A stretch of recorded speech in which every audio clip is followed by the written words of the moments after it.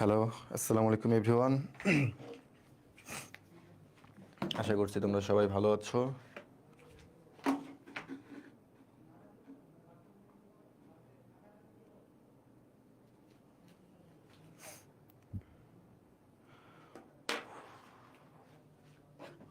সবাই দ্রুত একটু চলে এসো।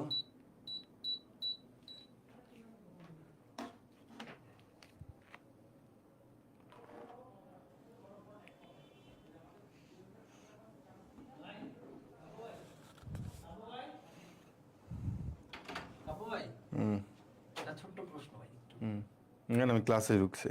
একটা প্রশ্ন খালি অনুমতি বল।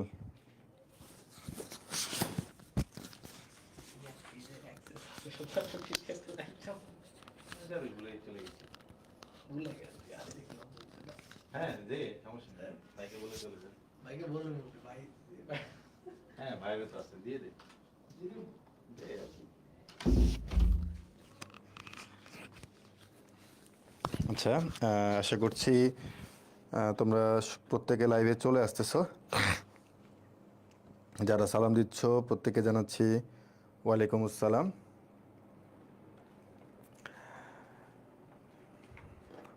তো আজকে আমরা হচ্ছে ম্যাট্রিক্স ও নির্ণায়কের 10 নম্বর লেকচারে চলে এসেছি।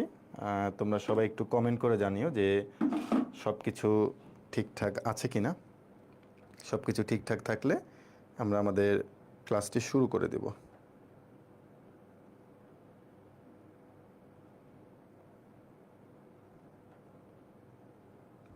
আমি একটু দেখি সব কিছু ঠিকঠাক আছে কি না।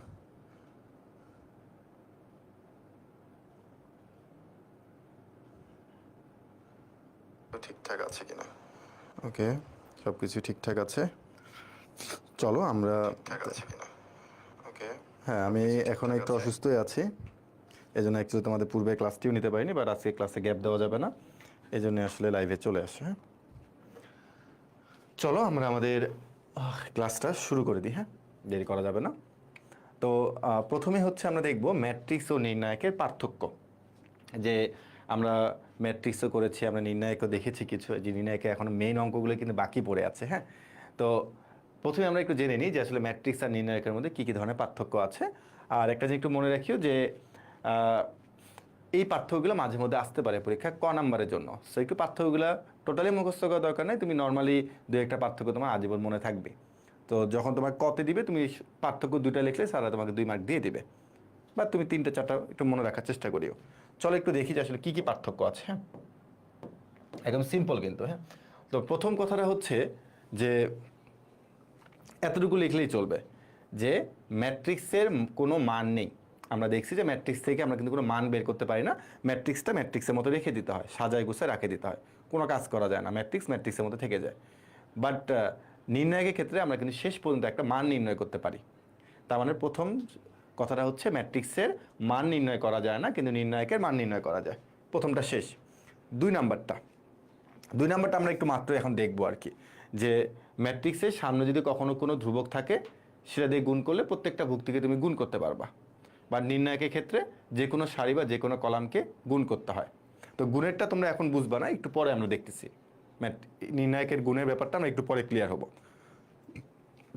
খালি আমি তোমাকে এতটুকু জিনিস বলে দিই শুরুতেই, যে সাপোজ ধরুন এখানে একটা এম আছে, এখানে আছে তোমার এ বি সি ডি। হ্যাঁ, তুমি চাইলে এম দিয়ে সবাইকে গুণ করে দিতে পারবা। এই এম দিয়ে সবাইকে তুমি গুণ করে দিতে পারবা। তুমি এখানে বলতে পারবা M A, M B, M C, M D. M দিয়ে প্রত্যেকটা ভুক্তিকে গুণ করতে পারবা। কিন্তু নির্ণায়কের ক্ষেত্রে কাহিনীটা একটু ব্যতিক্রম। নির্ণায়কের ক্ষেত্রে ব্যাপারটা এরকম, এ বি সি ডি, এই এম দিয়ে প্রত্যেকটা ভুক্তিকে তুমি গুণ করতে পারবা না। নিয়ম হচ্ছে যে কোনো একটা সারি বা যে কোনো একটা কলাম দিয়ে তোমাকে জাস্ট গুণ করতে হবে। এটা তোমার মনে এখন যা চায়, প্রথম সারি দ্বিতীয় সারি বা প্রথম কলাম দ্বিতীয় কলাম যে কোনো একটার সাথে জাস্ট গুণ করতে হবে এমকে। সবগুলো ভুক্তিতে গুণ করা যাবে না। তাহলে আমি এটা প্রথম সারির সাথে গুণ করে দিচ্ছি, M A, M B, C D. হ্যাঁ, প্রথম সারির সাথে এম গুণ করছি, আমি দ্বিতীয় সারির সাথে আর গুণ করতে পারবো না। আর তোমার মধ্যে প্রশ্ন হইতে পারে যে ভাইয়া আমি তো প্রথম কলামের সাথে গুণ করতে পারতাম, কোনো সমস্যা নেই, ওটাও সঠিক উত্তর, যে কোনোটা লিখলেই সঠিক উত্তর। হ্যাঁ, তারপর দেখো ম্যাট্রিক্সের ক্ষেত্রে আমরা কিন্তু অনেকগুলো প্রকারভেদ দেখেছিলাম, যেখানে আমরা দেখছিলাম যে ম্যাট্রিক্স বর্গাকারও হতে পারে, ম্যাট্রিক্স আয়তাকারও হতে পারে, তাই না? সারি ম্যাট্রিক্স, কলাম ম্যাট্রিক্স, অনেক ম্যাট্রিক্স দেখে আসছি। তো ম্যাট্রিক্স সারি ও কলাম সমান হতে পারে আবার না হতে পারে ম্যাট্রিক্সের ক্ষেত্রে। বাট আমি কিন্তু তোমাদের বারবারই বলছি নির্ণায়কের ক্ষেত্রে কিন্তু সারি আর কলাম সমান হওয়া বাধ্যতামূলক। আর ক্রম হচ্ছে m/n আর ভুক্তি সংখ্যা হচ্ছে গুণ করলে পাবা। আর নির্ণায়কের ক্ষেত্রে ক্রম হচ্ছে n। কেন শুধুমাত্র ক্রম n? কেননা যেহেতু এটা একটা বর্গ হবে, মানে নির্ণায়কটা হচ্ছে বর্গ ম্যাট্রিক্স থেকে আসবে, এই জন্য শুধু তার ক্রম হচ্ছে n, n/n, m/n, ব্যাপারটা এরকম। আর তা যদি তুমি ভুক্তি সংখ্যা নির্ণয় করো তাহলে হচ্ছে n²। তো আমরা শুধুমাত্র এগুলো একটু দেখে রাখবো, নিজের ভাষা আমরা এখানে প্রকাশ করব। এখানে আমি যে ভাষাটা লিখছি সেই ভাষা তোমাকে ইউজ করা দরকার নেই, তুমি তোমার নিজের ভাষা তুমি এখানে প্রকাশ করবা, ঠিক আছে? তো এই হচ্ছে আমাদের 4টা পার্থক্য। তুমি এখান থেকে যে কোনো 2টা পার্থক্য বা 3টা পার্থক্য মনে রাখতে পারলে চলবে। এবার আমরা খুব ইম্পর্টেন্ট একটা টাইপের মধ্যে চলে আসবে, সেটা হচ্ছে নির্ণায়কের ধর্ম। এই নির্ণায়কের ধর্মগুলো অনেকে আছে যে আচ্ছা নির্ণায়কের ধর্ম দেখবো না, কিন্তু ভাই নির্ণায়কের ধর্মগুলো তোমার মুখস্থ করার কিছু নাই, জাস্ট নির্ণায়কের ধর্মগুলো একটু জেনে রাখা দরকার, একটু জেনে রাখতে হবে নির্ণায়কের ধর্মগুলো।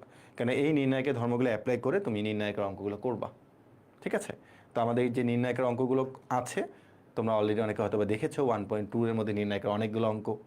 তো সেই অঙ্কগুলো করার পূর্বে নির্ণায়কের ধর্ম এটা তোমার জানতেই হবে, হ্যাঁ? তো চলো আমরা নির্ণায়কের ধর্মটা খুব সহজ ভাষায় শিখব এবং সহজ ভাষায় আমরা জানবো, ঠিক আছে? আমরা কঠিন করে কিছু শিখবো না এখানে।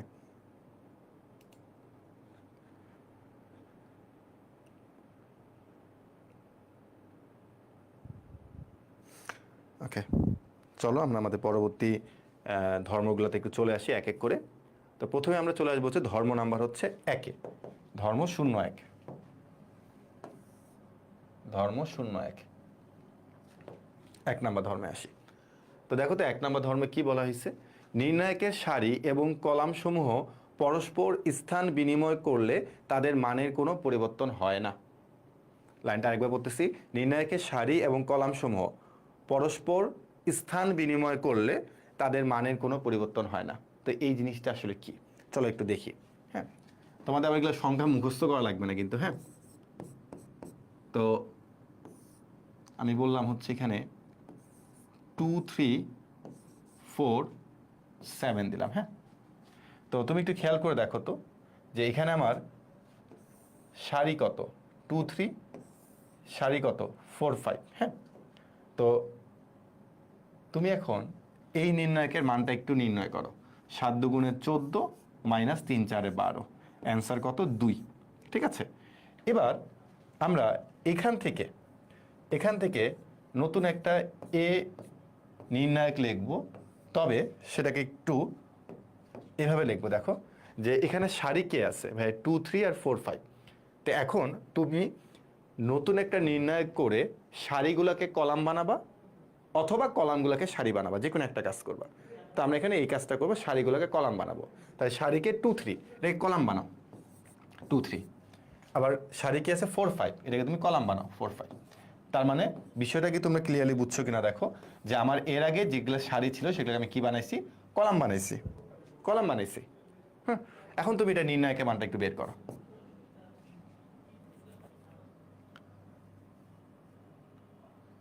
3 4-এ 12। আচ্ছা আমার কি এখানে ক্যালকুলেশনে ভুল হচ্ছে কিনা আমি দেখি। 7 2, 3, 4, 7, তাই তো বলি, এখানে 7 হবে, হ্যাঁ 7। তাহলে হচ্ছে 7 দুগুণে 14 মাইনাস 3 4-এ 12, অ্যান্সার কত আসছে 2। তোমার মধ্যে এখন কি প্রশ্ন আসতেছে একটু বলো তো? তোমাদের প্রশ্ন আসতেছে না যে আচ্ছা ভাইয়া তাহলে সারিগুলোকে যদি আমরা কলাম বানাই বা কলামগুলোকে যদি সারি বানাই তাদের নির্ণায়কে কোনো মানের পরিবর্তন হচ্ছে না? উত্তর হচ্ছে হ্যাঁ।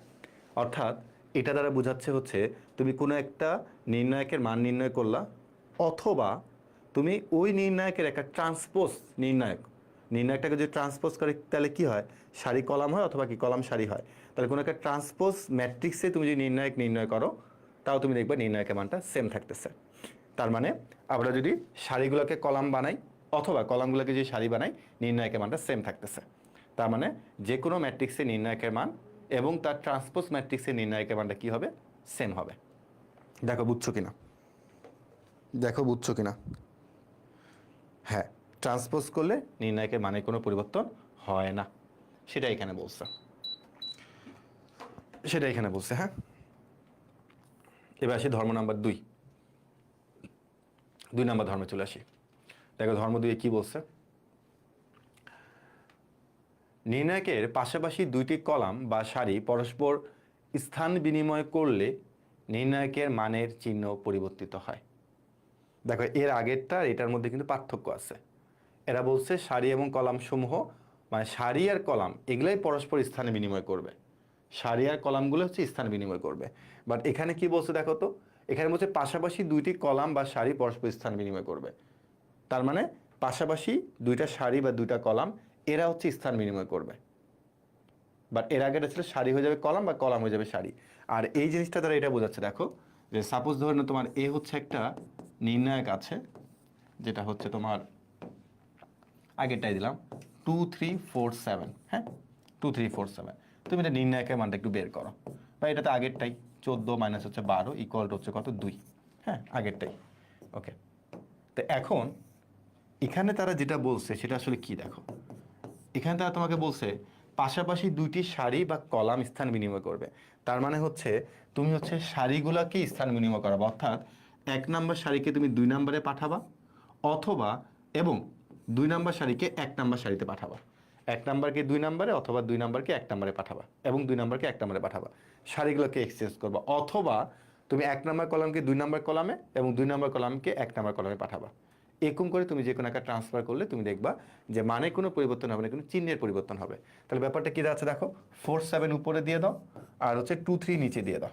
এবার কি হচ্ছে একটু দেখো, 3 4 12 মাইনাস 7 2 14, তাহলে দেখো -2। তার মানে মানটা একই রকম আসছে, কিন্তু চিহ্নটা কি আসছে, বিপরীত চলে আসছে। তুমি যদি বলো যে ভাইয়া আমি হচ্ছে এটা করব না, আমি হচ্ছে আপনার কলামগুলোকে এক্সচেঞ্জ করব, এই 2 4 এখানে দিব, 3 7 এখানে দিব, সেমই পাবা, সেম অ্যান্সার পাবা, চেঞ্জ পাবা না, একই রকম অ্যান্সার পাবা। সো এখানে বলতেছে এটা হচ্ছে 2/2 এর ক্ষেত্রে, 3/3 এর ক্ষেত্রে সেম। তারপর আমরা একটা জিনিস মনে রাখবো যে আমরা যদি কখনো পাশাপাশি, পাশাপাশি কিন্তু মানে তুমি 1 আর 3 এভাবে চেঞ্জ করতে হবে না, 1 2 2 3 এভাবে তোমাকে চেঞ্জ করতে হবে। তো পাশাপাশি দুইটি সারি বা কলামকে তুমি যদি জায়গার পরিবর্তন করাও, তাহলে অবশ্যই একটা কি চলে আসবে, মাইনাস চলে আসবে। এটা খুবই ইম্পর্টেন্ট, পরবর্তীতে নির্ণায়কের অঙ্কে কিন্তু কাজে লাগবে।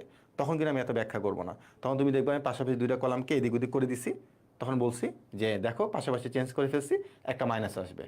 তো এটা কোন নাম্বার, কয় নাম্বার ধর্ম, 2 নাম্বার ধর্ম, ঠিক আছে। আমি খালি ওখানে ধর্ম 2 লিখে দিব, আর পরীক্ষার সময় আমাকে ধর্ম 2 লিখতে হবে না। জাস্ট খালি তুমি জিনিসটা একটু বুঝে নাও যে একটা মাইনাস আসবে, তখন আমরা ওই মেইন অঙ্কের মধ্যে এত কাহিনী করার মতো সময় পাবো না, তখন একটা আমাকে মাইনাস দিয়ে দিতে হবে। তখন আমরা আর এত প্রমাণ করে বের করতে হবে না যে মাইনাসটা কেমনে আসতেছে না আসতেছে, ওই অঙ্কের মধ্যে ডিরেক্টলি একটা মাইনাস দিয়ে দিতে হবে। সো আমরা যদি পাশাপাশি দুইটা সারি বা পাশাপাশি দুইটা কলাম যদি আমরা এক্সচেঞ্জ করে ফেলি, তাহলে চোখ বন্ধ করে একটা মাইনাস দিয়ে দিব, ঠিক আছে।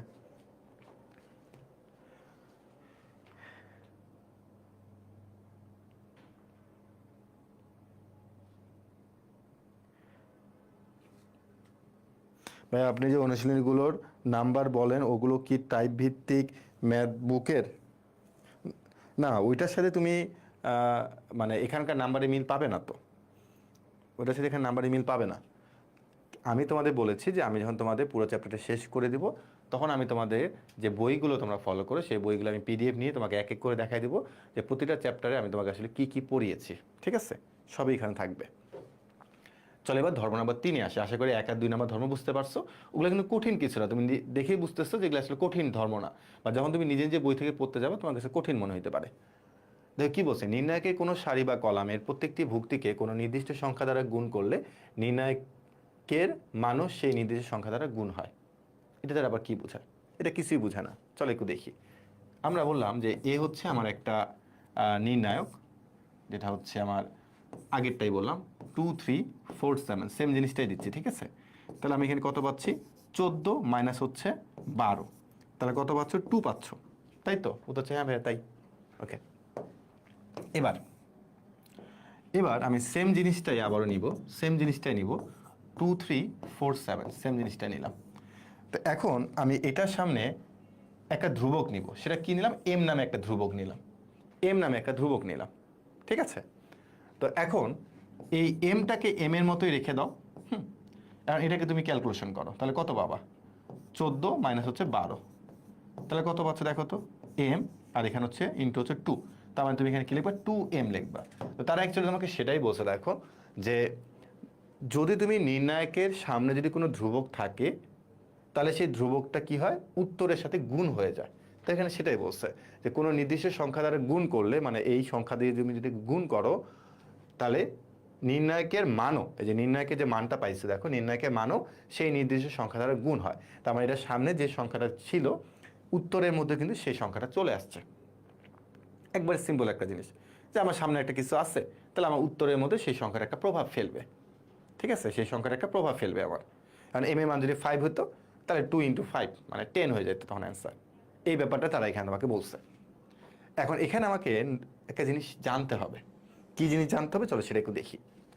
এটা খুব ইম্পর্ট্যান্ট, কিন্তু এটা খুবই ইম্পর্ট্যান্ট। এখান থেকে এমসিকিউ আসতে পারে এবং রিটেনে যখন আমরা করব তখন এটা আমরা প্রয়োগ আরও বেশি করতে পারবো। ধরে নাও যে তোমাকে আমি একটা নির্ণায়ক দিলাম, এর সামনে একটা এম দিলাম, হ্যাঁ, তো ম্যাট্রিক্স দিলাম, হ্যাঁ ম্যাট্রিক্স দিলাম। তো এখানে তোমাকে আমি বললাম 2 3 4 5, হ্যাঁ 4 5। এখন যেহেতু এটা ম্যাট্রিক্স, এটা একটা ম্যাট্রিক্স, তো এম দিয়ে প্রত্যেকটা ভুক্তিকে গুণ করে দিবা। তাহলে আমি এখন এম দিয়ে প্রত্যেকটা ভুক্তিকে গুণ করে দেব। 2m 3m 4m 5m, হ্যাঁ। তো ম্যাট্রিক্সের ক্ষেত্রে প্রত্যেকটা ভুক্তি দিয়ে আমি গুণ করে দেব। এখন আমি যখন এটা নির্ণায়কের কাছে চলে আসবো, দেখো বারবারই বলতেছি যখন আমি এটা নির্ণায়কের কাছে চলে আসব তখন 2 3 4 5 তখন কিন্তু আমি চাইলে প্রত্যেকটা ভুক্তি দিয়ে গুণ করতে পারবো না। আমাকে যে কোনো একটা সারি বা যে কোনো একটা কলাম দিয়ে গুণ করতে হবে। তাহলে আমি কি করতে পারি একটু খেয়াল করে দেখো। আমি হচ্ছে আমার ইচ্ছা হলো প্রথম সারি দিয়ে গুণ করে দিতে, প্রথম সারি দিয়ে গুণ করে দিতে। তো এটা একটা সঠিক। এখন তোমার আরেক বন্ধু কি করছে, তোমার আরেক বন্ধু হচ্ছে কি কালাচান পাখি, হ্যাঁ 26 ব্যাচ। আমি আমার এমনিতে অসুস্থ, কথা বলা এনার্জি নেই জান। তুই অসুস্থ? ঠিক আছে, থাকে না, আসবো না পরে। দেখো তোমার এক বন্ধু কি করছে, সে বলছে আমি প্রথম সারি দিয়ে গুণ করব না, আমার ইচ্ছা আছে আমি প্রথম কলাম দিয়ে গুণ করবো। এখন সে বলছে যে আমি হচ্ছে এখানে কি করব 2m 4m 3 5 আমি এইভাবে লিখবো। এখন তুমি কি তারটা ভুল ধরতে পারবা? উত্তর হচ্ছে না, তুমি ভুল ধরতে পারবা না। তোমারটাও সঠিক, তারটাও সঠিক। এখন তুমি বলতে পারো যে ভাই কেন এখানে তো আরও দুইভাবে লেখা যায়। কিভাবে লেখা যায়? তুমি বলে ভাই এটাকে তো এভাবে লেখা যায় না যে আমি হচ্ছে দ্বিতীয় সারি দিয়ে আমি গুণ করব 2 3 4m 5m, এভাবে লেখা যাবে কেন? তো হ্যাঁ যাবে, কেন যাবে না? তুমি প্রথম সারি দিয়ে গুণ করো নাই, তুমি দ্বিতীয় সারি দিয়ে গুণ করছো। আরেকজন বললো যে না ভাই আমি প্রথম কলাম আমার পছন্দ না, আমার হচ্ছে দ্বিতীয় কলাম ভাল লাগে, আমি দ্বিতীয় কলামের সাথে গুণ করছি। ভাই তুই যার সাথে গুণ কর না কেন, ক্যালকুলেশন করলে রেজাল্ট সেমে আসবে। তুমি এগুলোকে আড়াআড়ি গুণ করে দেখো, প্রত্যেকটাকে তুমি আড়াআড়ি গুণ করে দেখো, দেখবে তুমি সেম রেজাল্টে পাচ্ছ। একটা রেজাল্ট উল্টা পাল্টা পাবে। দেখো তুমি এখানে 10m মাইনাস 12m মানে এখানে -2m পাবা। এখানে ক্যালকুলেশন করে দেখো 10m - 12m -2m, মানে তুমি ক্যালকুলেশন করলে প্রত্যেকটা রেজাল্ট সেমে পাবা। বুঝছো? হ্যাঁ, সবই হবে, সবই হবে। তো ম্যাট্রিক্সের ক্ষেত্রে যেমন আমরা প্রত্যেকটা ভুক্তি দিয়ে গুণ করি, নির্ণায়কের ক্ষেত্রে কিন্তু এরকম হচ্ছে না। ঠিক আছে? এবং আরও একটা মজার কাহিনী হচ্ছে কি জানো? আর একটা মজার কাহিনী কি দেখো, যে এরকম তোমাকে একটা নির্ণায়ক দেওয়া আছে 10, এখানে দেওয়া আছে 20, এখানে দেওয়া আছে 2 3, এখানে 2 3। চিহ্নটা কি? নির্ণায়ক চিহ্ন না? উত্তর হচ্ছে হ্যাঁ নির্ণায়ক চিহ্ন। তো তুমি কমন নিতে পারবা। তো আমরা সাধারণত কমনের ক্ষেত্রে কি জানি যে সবগুলো থেকে কমন নিতে হবে, কিন্তু নির্ণায়কের ব্যাপারটা হচ্ছে যে কোনো একটা সারি অথবা যে কোনো একটা কলাম থেকে তুমি কমন নিতে পারবা। হ্যাঁ, তার মানে দেখো যে তুমি কিন্তু 2 নাম্বার সারি থেকে কোনো কমন নিতে পারবা না, কোনো কমন যাবে না।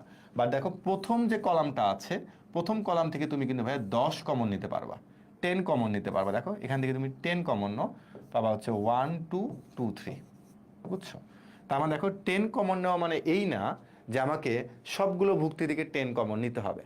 আমার কমন নেওয়া মানে এটা বোঝায় যে কোনো একটা সারি বা যে কোনো একটা কলাম থেকে কমন নিতে হবে। সো আমরা যখন গুণ করছি, গুণের ক্ষেত্রে কিন্তু একই রকম হচ্ছে, যে কোনো একটা সারি অথবা যে কোনো একটা কলামকে তোমাকে গুণ করতে হবে। তো কমন নেওয়ার ক্ষেত্রেও সেম ব্যাপারটা, যে কোনো একটা সারি বা যে কোনো একটা কলাম থেকে যদি কমন যায় তাহলে তোমাকে ওটা কমন নিয়ে নিতে হবে। সো নির্ণায়কের ক্ষেত্রে ব্যাপারটা একটু ভিন্ন। এখন দেখো যে তোমরা পুরো জিনিসটা ক্লিয়ারলি বুঝতে পারছো কিনা।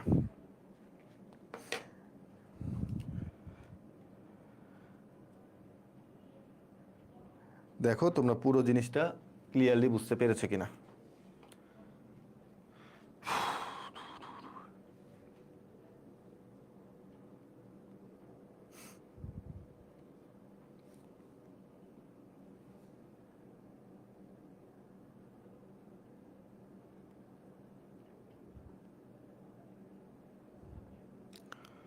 ওকে,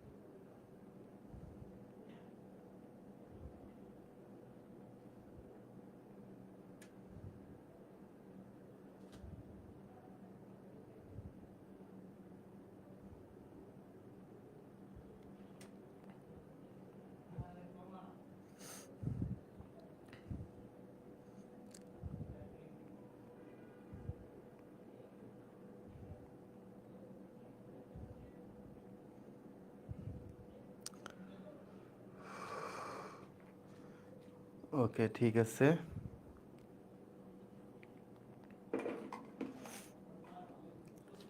ওকে, তাহলে আমরা আসলে এই ব্যাপারটা বুঝলাম, এটা কিন্তু খুবই ইম্পর্টেন্ট। হ্যাঁ, ধর্ম তিনটা মনে রাখবা, 3 নাম্বার ধর্মটা আমাদের আসলে খুবই খুবই খুবই ইম্পর্টেন্ট। হ্যাঁ, এরপরে চলে আসি হচ্ছে আমরা ধর্ম নাম্বার 4-এ। তো এটা 4 নাম্বারটা অতটা ইম্পর্টেন্ট না, খুব একটা সিম্পল একটা ব্যাপার। দুই বা ততোধিক পদ নিয়ে গঠিত হলে নির্ণয় একটি অপর দুই বা ততোধিক পদ। আচ্ছা, ঠিক আছে। তো দেখো একটু খেয়াল করে যে যদি কখনো তোমরা এরকম দেখো একটা নির্ণায়ক, এই যে একটা নির্ণায়ক তোমার আছে এ প্লাস বি, এখানে আছে সিডি, তারপর তোমার এখানে আছে হচ্ছে এ প্লাস বি না দিই, এখানে দিয়ে তোমার হচ্ছে 2+a, তারপর দিলাম 3+a, 4+a, এরকম দিলাম। হ্যাঁ, সিডি ইএফ জিএচ আমি আমার মতো করে আগে দিলাম, তোমরা বুঝতে পারলেই চলবে। হ্যাঁ, তো তুমি একটু খেয়াল করে দেখো এখানে যে আমার এই যে প্রথম কলামে যে ভুক্তিগুলো আছে, হ্যাঁ, দ্বিতীয় তৃতীয় কলামের ভুক্তিগুলো সিঙ্গেল অবস্থাতে আছে, বাট প্রথম কলামে যে ভুক্তিগুলো আছে তারা কিভাবে আছে 2+a, 3+a, 4+a, তাই না? তো তোমার কাছে কি মনে হচ্ছে যেখানে একটা ভুক্তি দুই ততোধিক তো না, মানে দুইটা পদের যোগফল আকারে আছে, একটা ভুক্তি হচ্ছে দুইটা পদের যোগফল আকারে আছে। সো যখন তুমি নির্ণায়কের অঙ্কগুলো করবা তখন এরকম কিছু দেখতে পাইলে তোমাকে তাকে সেপারেট করে ফেলতে হবে। কি করে ফেলতে হবে? সেপারেট করে ফেলতে হবে। এখন কীভাবে সেপারেট করবা দেখো, যে এখানে দেখো প্লাসে প্লাসে প্লাসে, হ্যাঁ, প্লাসে আছে, তো অবশ্যই একটা অংশ তারা মিল রাখবেই। হ্যাঁ, নয় তুমি এভাবে আলাদা করতে গেলে প্যারা খেয়ে যাবা। তো বইয়ে যতগুলো অঙ্ক আছে এবার তোমাকে মিলায় তারা দিবে। আমি একদম চিন্তা করে এখানে প্লাস সি থাকলে তখন কি করবো? হ্যাঁ, তো তোমাকে যেভাবে দেখ না কেন, অনেক সময় এখানে প্লাস সিও দিতে পারে, দিক, সমস্যা নাই। যেভাবে দেখ না কেন তুমি তাদেরকে সেপারেট করে ফেলবা। হ্যাঁ, তাদের তুমি সেপারেট করে ফেলবা। তো লাইনটা লিখে তাহলে তোমরা ক্লিয়ারলি বুঝতে পারবা যে এই প্লাসে। হ্যাঁ, তো আমরা প্রথমে লিখবো হচ্ছে 2CD, তারপর হচ্ছে 3EF, তারপর হচ্ছে 4GH। এখানকার চিহ্নটা কি? প্লাস, তাহলে এখানে অবশ্যই প্লাস দিব, প্লাসের কারণে একটা কি দিব? প্লাস দিব। এরপর তোমার এখানে তারা কি দিচ্ছে? এ। আর কথা এখানে এ জায়গায় তারা ABC বা যে কোনো কিছু দিতে পারে, সমস্যা নেই, যে কোনো কিছু এখানে তারা দিতে পারে। তা আমি এখন এটা লিখবো আবার এ, আর এখানে হচ্ছে CEGDFH। এবার তুমি তাদেরকে সেপারেট করে লিখতে পারবা। তো এখানে তোমাকে তারা একই রকম চিহ্ন দিবে, প্লাস, যদি সবগুলো মাইনাস থাকে তাহলে সব মাইনাস চিহ্ন দিয়ে দিবা। তার মানে এখানে ব্যাপারটা হচ্ছে কি দেখো, ব্যাপারটা হচ্ছে আমার এই যেখানে দুইটা পদে মিলে একটা ভুক্তি ছিল, আমি সেই দুইটা পদকে এবার সেপারেট করে দিচ্ছি। এখন আমার কাছে এই অঙ্কটা একটু সহজ লাগবে। এখন আবার দেখো, যদি কোনো এরকম কিছু থাকে তাহলে তুমি এটা থেকে কিন্তু এটা লিখতে পারবা। তখন বুঝবা কিভাবে? দেখো যে দ্বিতীয় আর তৃতীয় কলামে ভুক্তিগুলো কি একই রকম আছে, তাহলে এই যে সবগুলো ভুক্তি মিলে যে একই রকম রাখবো, আর হচ্ছে এই যে এইটা আর এই যে এগুলা মিলে যোগ করে দিব এই জায়গাটাতে, আর এখানে প্লাসের কারণে যোগ করে দিছে। তার মানে যদি কখনো তোমাকে তারা এরকম প্লাস দিয়ে দেয় তখন তুমি তাদেরকে সেপারেট করে দিবা, যদি কখনো মাইনাস থাকে একই রকমভাবে সেপারেট করবা। তার মানে যদি কখনো দেখে একটা ভুক্তি হচ্ছে একাধিক পদের যোগফল বা বিয়োগফল আকারে আছে তখন তুমি তাদেরকে কীভাবে সেপারেট করে লিখতে পারবা। ঠিক আছে? হ্যাঁ, দুটি আলাদা নির্ণায়ক যোগ আকারে, দুটি আলাদা নির্ণায়ক বিয়োগ আকারে থাকতে পারে যদি এখানে সবগুলাই বিয়োগ চিহ্ন থাকে। আবারও বলছি, ধর্মগুলো কিন্তু তোমরা কেউ মুখস্থ করতে যাবা না, ধর্মগুলো জাস্ট একবার করে দেখবা। হ্যাঁ, তবে 5 নাম্বার আর 6 নাম্বার ধর্মগুলো এতটাই ইম্পর্টেন্ট যে এই ধর্মগুলো মাঝে মধ্যে তোমাকে খাতার মধ্যে লেখা লাগতে পারে, ধর্মটা আহামরি কঠিন কিছু না। 5 নাম্বার আর 6 নাম্বার ধর্ম কি বলছে দেখো, নির্ণায়কের দুটি সারি বা দুটি কলাম অভিন্ন, অভিন্ন মানে হচ্ছে একই বোঝায়, দুটি সারি বা দুটি কলাম একই হলে নির্ণায়কের মান শূন্য হয়। খুবই ইম্পর্টেন্ট একটা ধর্ম। তুমি দেখবা যে কোনো দুইটা সারি বা দুইটা কলামে প্রত্যেকটা ভুক্তি একই রকম হয়ে গেছে, নির্ণায়কের মানটা শূন্য হয়ে যাবে। ঠিক আছে? তো কিরকম চলো একটু দেখি। তো যদি কখনো তুমি এরকম দেখো যে এখানে এ এ এ আছে, এখানে বি বি বি আছে, এখানে তোমাকে দিলাম সি ডি ই। হ্যাঁ, তাহলে কি বলছে, দুইটি সারি বা দুইটি কলাম অভিন্ন হলে মানে দুটা সারি বা দুইটা কলামে সবগুলো ভুক্তি হচ্ছে একই রকম হবে। হ্যাঁ, এখন তুমি বললা যে ভাইয়া আপনার প্রথম কলামে সবগুলো ভুক্তি একই রকম, আবার দ্বিতীয় কলামে সবগুলো ভুক্তি হচ্ছে একই রকম। হ্যাঁ, একই রকম, এর সবগুলো ভুক্তি একই রকম আর বি এর সবগুলো ভুক্তি একই রকম, কিন্তু এ আর বিতে একই রকম না, এ আর বিতে ভিন্ন ভিন্ন। এটা হচ্ছে সবগুলো একই রকম, এই কলামের ভুক্তিগুলো, এই কলামের ভুক্তিগুলো একই রকম, কিন্তু এই কলামের ভুক্তিগুলোর নাম হচ্ছে এ আর পরের কলামের ভুক্তিগুলোর নাম হচ্ছে বি। তাহলে আমরা যেভাবে চিন্তা করি যে দুইটা কলামের সবগুলো ভুক্তিতে একই রকম হচ্ছে না, একই রকম তো হচ্ছে না, এখানে সবগুলো এ, এখানে সবগুলো বি, তাহলে কিভাবে আপনার এটার সাথে মিললো? তুমি এখানে একটু খেয়াল করে দেখো তো যে পরবর্তী লাইনে বা এখান থেকে আচ্ছা 0 লিখে দেওয়া যায়, বাট পরবর্তী লাইনে গিয়ে তুমি এই কাজটা করতে পারো কিনা দেখো তো, যে প্রথম কলাম থেকে তুমি এ কমন যদি নাও তাহলে সবগুলো ভুক্তি কি হয়ে যাবে 1 1 1, এখান থেকে এ কমন নিচ্ছ, এখান থেকে তুমি হচ্ছে বি কমন যদি নিয়ে থাকো তাহলে সবগুলো কলাম কি হবে 1 1 1 হবে, আর এখানে সি ডি ই। এখন তুমি একটু ঠান্ডা মাথায় চিন্তা করে দেখো তো যে এই নির্ণায়কের দুইটা কলামে সবগুলো ভুক্তি কি একই রকম। তুমি যেটাকে এখন বিস্তৃতি করো, যদি তুমি করতে চাও বাসা করো, সমস্যা নেই, মানে আমি করে দেখাচ্ছি না, যে তুমি যেটাকে বিস্তৃতি করো ঠিকঠাক মতন তুমি দেখবে এখান থেকে 0 পাবা। তার মানে A B into 0, A B into হচ্ছে 0 ইকুয়াল টু হচ্ছে 0, ইকুয়াল টু 0, 0 হবে। সেটা খুবই ইম্পর্টেন্ট যে তোমার নির্ণায়কে দুটি সারি বা দুটি কলামের যদি সবগুলো ভুক্তি তোমার একই রকম হয়ে থাকে তাহলে নির্ণায়কের অ্যান্সারটা কত হয়ে থাকবে, 0 হয়ে থাকবে। দেখো বুঝছো কিনা, দেখো বুঝছো কিনা, খুবই ইম্পর্টেন্ট কিন্তু, হ্যাঁ খুবই ইম্পর্টেন্ট।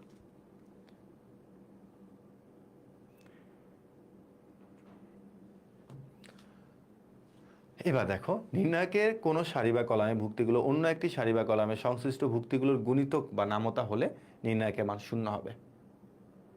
তো গুণিতক মানে নামতা বোঝায়, এটা তোমরা অনেকে জানো অনেকে জানো না, যে 5-এর গুণিতক মানে 5-এর নামতাকে বোঝায়।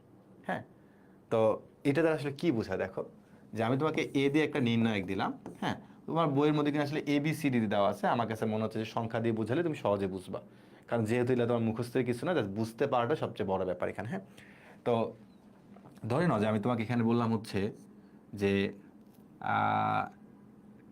কি দিব 1 2 3, 1 2 3, এখানে দিলাম হচ্ছে 10 20 30, এখানে দিলাম 5 6 7, ইচ্ছা মতন দিয়ে দিলাম। এখন তুমি একটু খেয়াল করে দেখো তো ভাইয়া, যে এখানে স্যার 1 2 4, এখানে কি 12 কলাম নিতে 1 2 5 হবে? তুমি কি নিজে বানাই দিছো নাকি? যাই হোক আমি তোমার টাবলতে দেখতেছি না, আমি আগে বুঝাই, তুমি আগে পুরোটা বুঝো। হ্যাঁ, তুমি খালি একটু খেয়াল করে দেখো তো ভাইয়া, যে এখানে কি কেউ কারো গুণিতক আছে কিনা। যদি গুণিতক থাকে তাহলে একই রকম গুণিতক থাকতে হবে। সাপোজ ধরুন একটার গুণিতক আছে 10, একটা আছে 5, একটা আছে 4, তাহলে হবে না, সবগুলো একই রকম গুণিতক থাকতে হবে। যেমন তুমি একটু খেয়াল করে দেখো যে আমার প্রথম যে কলামটা আছে সে কলামটা কত 1 2 3, এবং দ্বিতীয় যে কলামটা আছে সেটা কত 10 20 30। তাহলে দেখো তো কেউ কি কারো গুণিতক কিনা। যেমন আমার প্রথম কলামটা সাথে আমি যদি 10 গুণ করি, প্রথম কলামের সাথে যদি আমি 10 গুণ করি তাহলে দেখো তো আমি দ্বিতীয় কলামটা পাচ্ছি কিনা। ভাই প্রথম কলামের সাথে 10 গুণ করলে হচ্ছে 10, তারপর 20, 2 এর সাথে 10 গুণ করলে 20, 3 এর সাথে 10 গুণ করলে 30। তাহলে কি আমরা বলতে পারি না যে প্রথম কলামের গুণিতক হচ্ছে দ্বিতীয় কলাম, তাই তো? তাহলে অঙ্কের অ্যান্সার হচ্ছে 0। তোমার তৃতীয় কলাম মিলানোর দরকার নেই, একটা আরেকটা গুণিতক আছে, তাহলে এনাফ, অ্যান্সার 0 হয়ে যাবে। বা তুমি যদি এখন বলো না ভাই আমি বিশ্বাস করি না, অ্যান্সার 0, তাহলে তুমি একটা কাজ করো। কি কাজ করবো? তুমি এইখান থেকে দেখো, এখান থেকে কত কমন নিতে পারবা? 10 কমন নিতে পারবা, তাহলে 10 কমন নিয়ে নাও। 1 2 3, এখানে হচ্ছে 1 2 3, তারপর হচ্ছে 5 6 7। এখন তুমি একটু ক্যালকুলেশন করে দেখবা। আর একটা জিনিস খেয়াল করে দেখো যে আমার হচ্ছে প্রথম কলাম আর দ্বিতীয় কলামের ভুক্তিগুলো কি বলতো একই রকম আছে। এখানে আছে 1 2 3, এখানেও কি আছে 1 2 3 আছে, সেম জিনিসটাই আছে। সো আমার অঙ্কের অ্যান্সার হচ্ছে 10 × 0 = হচ্ছে 0।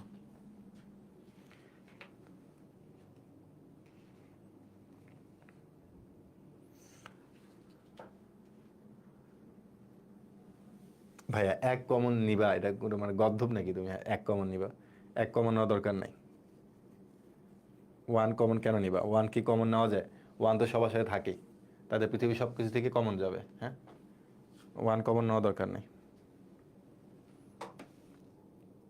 হ্যাঁ, যদি আমার সুন্দর প্রশ্ন করছে, যদি আমার সেকেন্ড কলামটা গুণিতক না, যদি থার্ড কলাম গুণিতক হোক, সমস্যা নাই তো। আমি তো বলছি এখানে যে কোনো দুইটা কলাম একটা একটা গুণিতক, বা যে কোনো দুইটা সারির মধ্যে একটা একটা গুণিতক হলেই চলবে, একটা একটা গুণিতক হলেই চলবে, ঠিক আছে? অর্থাৎ আমার প্রথম কলামটা আর দ্বিতীয় কলামটা দেখো একটা একটার গুণিতক, 10-এর নামতা।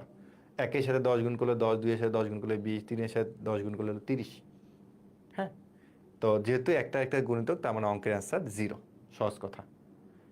তুমি এটাকে যদি নির্ণয়কে বিস্তৃত করো, তুমি অ্যান্সার 0 পাবা। বাট তারপরে যদি আমি এখান থেকে 10 কমন নিয়ে নিই, এখান থেকে যদি তুমি এখন 10 কমন নাও দ্বিতীয় কলাম থেকে, তাই দেখো 1 2 3 1 2 3। তো দেখো দুইটা কলামের সবগুলো ভুক্তি কি একই রকম না? এই 5 নাম্বার ধর্মটা কি শিখছিলা? যে কোনো দুইটা সারি বা দুইটা কলামের সবগুলো ভুক্তি একই রকম হলে নির্ণয়কের মান 0। তাহলে আমার এখানে কি দুইটা কলামের সবগুলো ভুক্তি কি একই রকম, তার মানে অ্যান্সার কত হবে? 0 হবে। চলো আমরা যদি এটার একটু বিস্তৃতিতে চলে যাই, তাহলে আমরা বুঝতে পারবো। তুমি এটাকে বিস্তৃতি করো, তাহলে বুঝবা যে আসলে কেন 0 হয়েছে। প্রথমে 1 নাও, 1 নাও, তাহলে তুমি পাবা হচ্ছে 14 মাইনাস হচ্ছে 3 6 18। তারপর হচ্ছে কি নিবা? -1 নিবা। তাহলে হচ্ছে তোমার 14 মাইনাস হচ্ছে 18, 14 মাইনাস 18, তারপর হচ্ছে কত? +5, +5। 3 দুগুণে 6 মাইনাস 6, 6 মাইনাস 6। তাহলে একটু খেয়াল করে দেখো তো ভাই, এখানে কত পাচ্ছ? মনে হচ্ছে সেটা -4 +4 +0 মানে হচ্ছে 0। তার মানে দেখছো যে আমি নির্ণয় ক্যান্সারটা 0 পাচ্ছি, সো 0। তুমি যদি বিস্তৃতি করো এটা, তুমি দেখবে 0 পাই গেছো। সো আমরা একটা জিনিস মনে রাখবো, নির্ণায়কের যে কোনো দুটি সারি বা দুটি কলাম একই রকম হলে নির্ণায়কের মান 0 হয়। খুবই খুবই খুবই ইম্পর্টেন্ট লাইন। হ্যাঁ, দেখো সবগুলো ধর্ম বুঝছো কিনা? আমাদের আর ধর্ম নাই কিন্তু। হ্যাঁ, আমাদের আর ধর্ম নাই, এই 6টা ধর্মই আমাদের ছিল।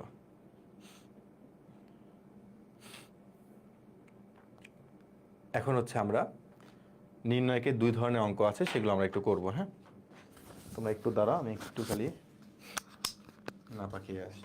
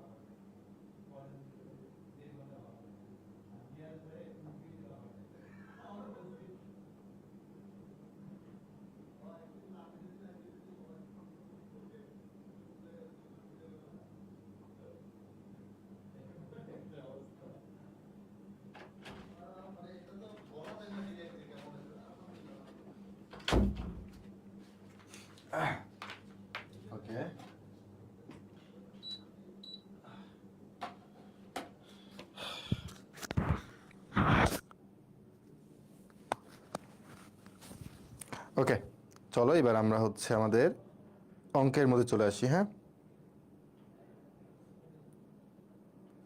ভাই, আপনি নাপা খেতে যান আর আমি ডিম খেয়ে আসি। গুড। তো আমরা নতুন একটা টাইপ করব, যেটার নাম হচ্ছে বিস্তার না করে নির্ণায়ক। ভাইয়ারা বিশ্বাস করো, এটা ক নাম্বারের জন্য এতটা ইম্পর্টেন্ট যে তুমি কোনো না কোনো জায়গাতে বা কোনো না কোনো সময় তুমি এখান থেকে এই টাইপের অঙ্ক পাবাই পাবা। এখন বিস্তার না করে বলতে ভাই আসলে কি বোঝায়, এটা দ্বারা কি বোঝায় আমরা একটু পরে বুঝবো এটা দ্বারা আসলে কি বোঝায়। হ্যাঁ, তো বিস্তার না করে নির্ণায়ক। হ্যাঁ, তো এটা নিয়মটা আমরা একটু পরে জানবো, একটু পরে। তো প্রথমে আমরা হচ্ছে কয়েকটা জিনিস সম্পর্কে আগে একটু আইডিয়া নিব। একটা হচ্ছে নির্ণায়কের সারি সম্পর্কে ধারণা নিব, আরেকটা হচ্ছে নির্ণায়কের কলাম সম্পর্কে আইডিয়া নিব। যদি আমরা অলরেডি জানি, বাট তাও নির্ণায়কের সারির অপারেশন কিভাবে করে, কলামের অপারেশন কিভাবে করে, এই ব্যাপারগুলো আমাদের একটু জানতে হবে। হ্যাঁ, তো চলো শুরুতে প্রথমে আগে আমরা এগুলো জেনে যাই। প্রথমেই আমি তোমাকে একটা নির্ণায়ক দিলাম, একটা নির্ণায়ক দিলাম, একটা নির্ণায়ক দিলাম, দিলাম হচ্ছে A1, A2, A3, B1, B2, B3, C1, C2, C3, এরকম দিলাম। হ্যাঁ, তো একটু বুঝতে হবে কিন্তু এখানে। হ্যাঁ, তো আমি এখানে বেশ কিছু সাইড নোট তোমাকে দিব। এই সাইড নোটগুলা অনেকেই বুঝতে পারে না, বাট তোমাকে শুরু থেকে বুঝতে হবে। হ্যাঁ, এগুলো কঠিন কিছু না। তুমি একটু আমাকে নর্মালি বলবা সারির ইংলিশ কি। রো, রো আর ও ডাব্লিউ, রো মানে কি আমরা সারি বলে থাকি। তো ওই সারির আর হচ্ছে তোমাকে এইটা যদি আমি বলি এটা কয় নাম্বার সারি, দেখুন ভাই এটা প্রথম সারি। গুড। এটা কি ভাই, এটা দ্বিতীয় সারি। এটা কি, এটা তৃতীয় সারি। প্রথম সারি, দ্বিতীয় সারি, তৃতীয় সারি। তাহলে প্রথম সারিকে তুমি কিভাবে লিখতে পারো ভাই, R1 দিয়ে লিখতে পারি প্রথম সারিকে। দ্বিতীয় সারি এটাকে তুমি কিভাবে লিখতে পারো, R2। তৃতীয় সারি এটাকে কি লিখতে পারো, R3। তার মানে আমরা বুঝলাম যে আর মানে হচ্ছে সারি, তার মানে R1 মানে হচ্ছে আমার কি বলতো প্রথম সারি। হ্যাঁ, তারপর R2 মানে হচ্ছে আমার দ্বিতীয় সারি। হ্যাঁ, তারপরে R3 মানে হচ্ছে আমার কি বলতো তৃতীয় সারি। একটু তো ক্লিয়ার হয়ে গেছে তাই তো? হ্যাঁ, প্রথম দ্বিতীয় তৃতীয় সারি আমরা চিনে ফেলছি, R1, R2, R3।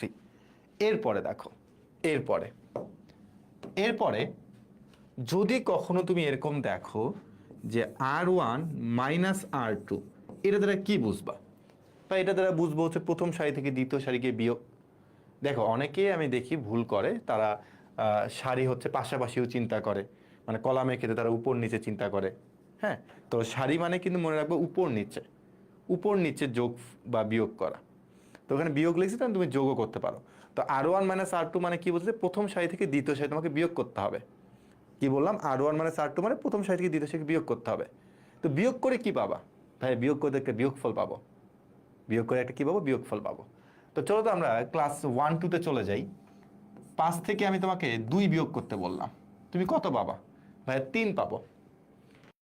কত পাবো, 3 পাবো। এখন দেখো তো ভাইয়া, এই যে আমি বিয়োগফল যে পাচ্ছি, এই বিয়োগফলটা কি আমাকে নতুন একটা জায়গায় লিখতে হচ্ছে না? মানে বিয়োগফলটা কি আমাকে লিখতে হচ্ছে তো, তাই না? নতুন একটা জায়গায় লিখতে হচ্ছে। তাহলে একটু খেয়াল করে দেখো তো, এই যে আমি যে R1 থেকে যে R2 কে বিয়োগ করব, এই বিয়োগফলটাকে আমাকে নতুন একটা জায়গায় লিখতে হবে না? উত্তর হচ্ছে হ্যাঁ ভাইয়া লিখতে হবে। তো আমার নির্ণায়কটা আগে থেকে ছিল 3/3। আর বিয়োগফলের জন্য তুমি কি আবার নতুন একটা জায়গায় নিয়ে নিবা? তাহলে 4/4 হয়ে যাবে আবার। তো নতুন কোনো একটা জায়গা নেওয়া যাবে না। ওই যে R1 আর R2 যে জায়গাটা আছে, ওদের কোনো একটা জায়গাতেই তোমাকে হচ্ছে তাদের বিয়োগফলটা বসাইতে হবে। তার মানে সহজ কথা হচ্ছে, আমি যখন R1 থেকে যখন R2 বিয়োগ করব, সেই বিয়োগফলটা বসানোর জন্য আমার একটা জায়গা লাগবে। সেই জায়গাটা আমাকে কে দিবে? সেই জায়গাটা আমাকে দিবে হয় R1 অথবা কি R2 দিবে। তা আমি ধরে নিলাম যে এই বিয়োগফলটা, এইখান থেকে আমি যে বিয়োগফলটা পাবো, সেই বিয়োগফলটা হচ্ছে আমি প্রথম সারিতেই বসাবো। মানে R1 থেকে R2 বিয়োগ করে আমি যে বিয়োগফলটা পাই, এটা প্রথম সারিতে বসাবো। তারপর আমি এখানে বলবো কি R1। তো এখন দেখো তো ভাইয়া, এই R1 আর এই R1 তো একই রকম হয়ে গেল। তাহলে কি হইল? তো যেহেতু এটার নাম হচ্ছে বিয়োগফল এবং সে R1 এর জায়গাতে বসতেছে, তো এই জন্য আমরা এখানে R1 প্রাইম দেবো। কি দেবো? R1 prime. তার মানে আমরা পরবর্তী লাইনে গিয়ে দেখো, পরবর্তী লাইনে গিয়ে আমরা কি বলছি, যে আমরা যদি এখন এই R1 থেকে যে R2 কে বিয়োগ করি, তাহলে বিয়োগফলটা আমরা কোথায় বসাবো? বিয়োগফলটা আমরা বসাবো হচ্ছে প্রথম সারিতে। তুমি যদি বলো না ভাই আমি দ্বিতীয় সারিতে বসাবো, বসাও, সমস্যা নেই। তাহলে মনে রাখতে হবে R1 মাইনাস R2 মানে প্রথম সারি থেকে দ্বিতীয় সারি থেকে বিয়োগ করব এবং বিয়োগফলটা আমি কথায় বসাচ্ছি বা বিয়োগফলটা আমি প্রথম সারিতে বসাচ্ছি এবং সেই প্রথম সারির নামটা হচ্ছে আমার R1 প্রাইম। ঠিক আছে, আবার দেখো যদি তুমি বলো আমি ভাই R2 থেকে R3 কে বিয়োগ করব, তাহলে এই বিয়োগফলটা তুমি কথায় বসাবা, হয় R2 তে নাহলে R3, যে কোনো একটা জায়গায় বসাইতে হবে। তাই কথায় বসাবা, ভাই আমি এখানে R2 তে বসে যাচ্ছি, তাহলে বলবা হচ্ছে R2 প্রাইম। তুমি ইচ্ছে বলে R3 তে বসাতে পারো, তখন বলবা R3 প্রাইম। তারপর আমি দেখো বিয়োগ করি, A1 মাইনাস হচ্ছে কি B1, দেখো A1 থেকে B1 বিয়োগ, A2 মাইনাস হচ্ছে B2, A3 মাইনাস হচ্ছে B3। তারপর দেখো B1 মাইনাস হচ্ছে C1, B2 মাইনাস হচ্ছে C2, B3 মাইনাস হচ্ছে C3।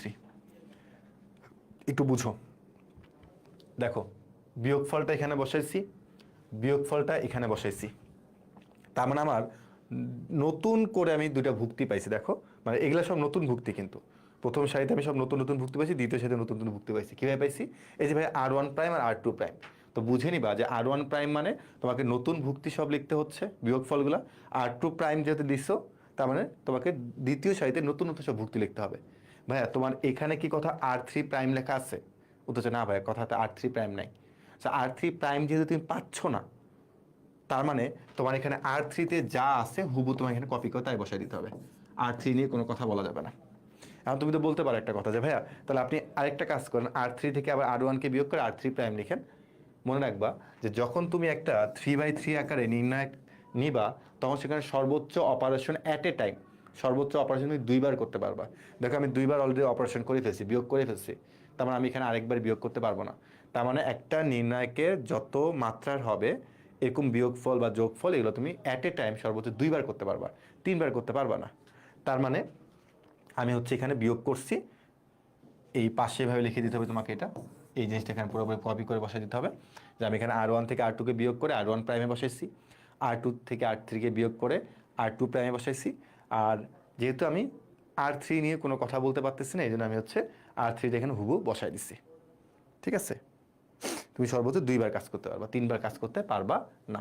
তার মানে আমাদের এখানে এতটুকু জিনিস শেখাচ্ছিল যে R1 মানে প্রথম সারি, R2 মানে দ্বিতীয় সারি, R3 মানে হচ্ছে তৃতীয় সারি, আর সারি থেকে সারি বিয়োগ করতে হবে। সেই বিয়োগ ফলে তুমি হয় R1 এ বসাবা নাহলে R2 তে বসাবা। তাই নতুন এই অবস্থানটাকে প্রাইম দ্বারা সূচিত করতে হবে। ঠিক আছে, সাইড নোট না দিলে হবে 0 পাই যাবা, সাইড নোট না দিলে 0 পাই যাবা। Side note must, side note must. ঠিক আছে, শুরুতে বলে দিচ্ছি সাইড নোট মাস্ট। ভাইয়া 4/4 এর ক্ষেত্রে সর্বোচ্চ অপারেশন 3 বার, মানে যত বাই যত মাত্রার ম্যাট্রিক্স তোমার অপারেশন হচ্ছে তার থেকে একবার কম। ঠিক আছে, আর 4/4 পাবা না, 3/3 তোমার বইয়ের মধ্যে আছে, এবং এই 3/3 গুলাই করতে করতেই তোমার অবস্থা কাহিল হয়ে যাবে। ঠিক আছে, আজ করবা তো কাল ভুলবা, কাল করলে বা পরশু ভুলে যাবা। ঠিক আছে, এই জন্য বইয়ে যেগুলো আছে সেগুলো মনোযোগ সহকারে করো, তাহলে দেখবা যে আর তুমি পরীক্ষাতে আটকে যাবে না। কারণ দিন শেষে আমাদের পরীক্ষাতে ভালো করতে হবে। হ্যাঁ, তো আমাদের বেসিকটা স্ট্রং থাকলে আর আমরা যদি বোর্ডের অঙ্কগুলো করি এবং পরীক্ষাতে যে ভালো মার্কস পাই, এর বাইরে আমার কিছু লাগবে না। এবারে যদি তুমি পুরো পৃথিবী জানা যাও, স্যাররা জানতেও চাবে না। স্যাররা দেখবে তুমি পরীক্ষাতে কেমন মার্কস পাচ্ছ, পরীক্ষাতে ভালো মার্কস পাচ্ছ, ওকে তুমি ভালো স্টুডেন্ট, তাই তো? ওকে, 4/4 কেজি তুমি সর্বোচ্চ 3 বার করতে পারবা, বাট তোমার বইয়ে 4/4 নেই। বাট মনে রাখবা যখন তুমি অ্যাডমিশনে কিছু অঙ্ক করবা তখন তুমি হচ্ছে 5/5 এর 1-2টা পাবা, বাট ওগুলো দুধ ভাত অঙ্ক, দেখতে একটু কঠিন মনে হবে। বাট তুমি আগে 3/3 বইয়ের সকল অঙ্ক করো, পরে যে অ্যাডমিশনে এক্সট্রা 2-1টা অঙ্ক আছে 4/4 5/4, তখন তুমি সেগুলোতে হাত দিবা, বাট শুরুতে হাত দেওয়া দরকার নেই। হ্যাঁ, R1 R2 মাইনাস R1, হ্যাঁ অবশ্যই হবে। তুমি R2 থেকে R1 কে বিয়োগ করে তুমি R1 প্রাইম বসাই, তোমার পুরোপুরি তোমার উপর ডিপেন্ড করবে। এখন মানে এই না যে তুমি চোখটা বন্ধ করে তুমি R1 থেকে R2 কে বিয়োগ করতেছো, C1 থেকে C2 কে বিয়োগ করছো, এরকম ব্যাপারটা না। তোমাকে এখানে বুঝে শুনে কাজ করতে হবে। ঠিক আছে, সে বুঝে শুনে আমরা পরে শিখবো। R2 থেকে R1 বিয়োগ করতে পারবা, R2 থেকে R3 কে বিয়োগ করতে পারবা, R3 থেকে R1 কে বিয়োগ করতে, সব কিছু করতে পারবা তুমি এখানে। কিন্তু তুমি এটা কেন করবা, উদ্দেশ্য আছে না কেন করবো, সেটা আমাকে আসলে অঙ্ক দেখে বুঝে নিতে হবে যে আমি আসলে কাকে থেকে কাকে বিয়োগ করলে আমার লাভ আছে। যেখানে লাভ ওখানে তো তুমি দৌড়াবা, তাই না? লাভ ছাড়া তো যাবা না। তা আমরা আগে জাস্ট একটু বুঝে নিচ্ছি ব্যাপারটা। ভাইয়া এটা এক্সামে এটা আসবে না জীবনে, তুমি এখন বেসিক শিখতেছো, বেসিক তোমার এক্সামে জীবনে আসবে না, তুমি আগে বেসিকটা বুঝো। হ্যাঁ, যখন অঙ্ক আসবে তখন আমরা অঙ্ক শিখবো। হ্যাঁ, আগে বেসিক বুঝো, এটা পরীক্ষাতে আসবে না। এটা তোমার বেসিক যে তুমি অঙ্কগুলো কিভাবে করবা। হ্যাঁ হ্যাঁ, প্লাস করা যাবে, কেন যাবে না? মাইনাস করছো, প্লাসও করতে পারবা। অপারেশন মানে যোগ বিয়োগ গুণ সবই বোঝায়। হ্যাঁ, এবার আমরা একটু কলাম সম্পর্কে আইডিয়া নিব, ঠিক আছে? কলাম সম্পর্কে আমরা আইডিয়া নিব। তো A1, A2, A3, তারপর হচ্ছে তোমার B1, B2, B3, C1, C2, C3। হ্যাঁ, তো এখানে একটু খেয়াল করে দেখো, আমরা একটু আগে সারি সম্পর্কে আইডিয়া নিচ্ছি, এবার আমরা হচ্ছে কি বলতো কলাম সম্পর্কে আইডিয়া নিব। তাহলে প্রথমটা হচ্ছে আমাদের কি প্রথম কলাম, তারপরটা দ্বিতীয় কলাম, তারপরটা তৃতীয় কলাম। এটা হচ্ছে C1, এটা C2, এটা হচ্ছে C3। তো C1 মানে আমার কি প্রথম কলাম, তারপরে C2 মানে কি আমার দ্বিতীয় কলাম, C3 মানে আমার কি তৃতীয় কলাম। হ্যাঁ, তো এখানেও ভাই একই রকম কথাবার্তা থাকবে। হ্যাঁ, যে আমি C1 থেকে C2 কে বিয়োগ করব, কারণ তুমি C1ও বসাতে পারো, C2 তে বসাবো, আমি C2 তে আমি বসাবো। তারপরে C2 তে বসালে মানে কি C2 প্রাইম। তাহলে চলো দেখি, সাইড নোট দিয়ে দিতে হবে তোমাকে। হ্যাঁ, তা আমি দেখো একটু C1 C2 কিন্তু এগুলো, তাহলে আমি C1 থেকে C2 কে বিয়োগ করবো, ভালো মতো করে বুঝো, C1 থেকে C2 কে বিয়োগ করবো, বিয়োগফলটা কোথায় বসাবো বলছি বলতো, C2 প্রাইমে বসাবো। তার মানে A1 মাইনাস হচ্ছে A2, B1 মাইনাস হচ্ছে B2, C1 মাইনাস হচ্ছে C2, দ্বিতীয় কলামে বসেছি। এবার আমি C2 থেকে C3 কে বিয়োগ করে C3 প্রাইমে বসাবো, ঠিক আছে? C3 প্রাইমে। তার মানে আমি C2 থেকে C3 কে বিয়োগ করি, A2 minus A3, B2 minus B3, C2 minus C3। এখন তোমার মধ্যে প্রশ্ন হইতে পারে না যে ভাই তাহলে প্রথম কলাম আপনার কি দোষ করলো? একটু খেয়াল করে দেখো, C2 প্রাইম মানে নতুন কলামে তুমি বসাইছো ভুক্তিগুলো, C3 প্রাইম মানে আগের C3টা চেঞ্জ হয়ে নতুন একটা কলাম তৈরি হচ্ছে। তাহলে এখন কি C1 পড়ে আসছে, তাহলে C1 নিয়ে কোনো কথা নাই, C1 যেমনি আছে অমনি লিখতে হবে, C1 যেভাবে আছে ওভাবে লিখতে হবে। হ্যাঁ,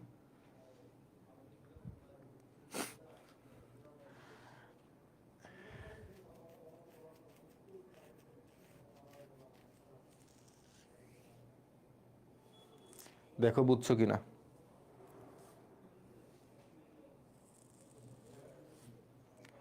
দেখো বুঝতে পারছো কিনা।